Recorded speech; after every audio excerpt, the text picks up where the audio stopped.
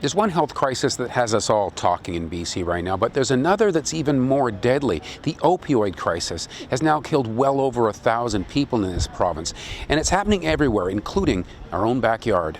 We meet people where they're at and try to provide overdose prevention education, so letting people know where the supervised consumption sites are, encourage people not to use alone, giving people naloxone kits, letting them know about the new Lifeguard app, where they can get their drugs tested, and just to stagger their use when they're using.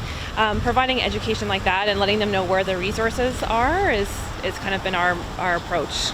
So do you get the sense that the people who are at risk in this crisis, that they're aware of the fact that it is a crisis?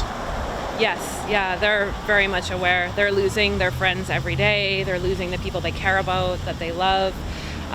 It affects them on a daily basis. So when you tell them things they can do to mitigate the risk, do they respond to that? Are they adapting or changing their habits a little bit to try to stay safer?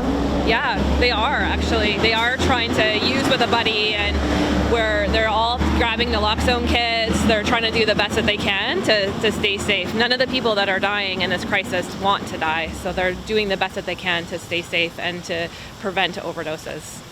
I've heard that in the past, that when things go wrong, often it's because somebody is alone in wherever it is that they're getting shelter, and no one's there to help them.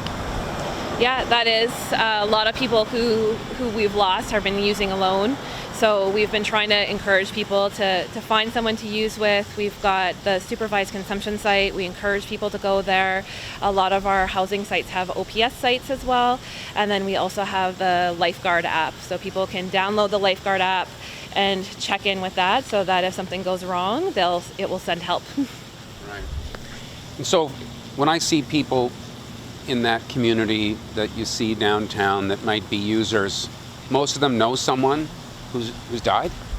I would say every single one of them knows somebody. And it's not just the people downtown, it's the people that are, it's affecting everyone. So people's families, everyone I feel in this community at some extent has been impacted by this crisis. Do you have any sense as to why the problem seems to get worse? We hear about the increase of fentanyl and then co-fentanyl, and it seems like there's always something new and terrible. Is it what's in the drugs that's making it so dangerous?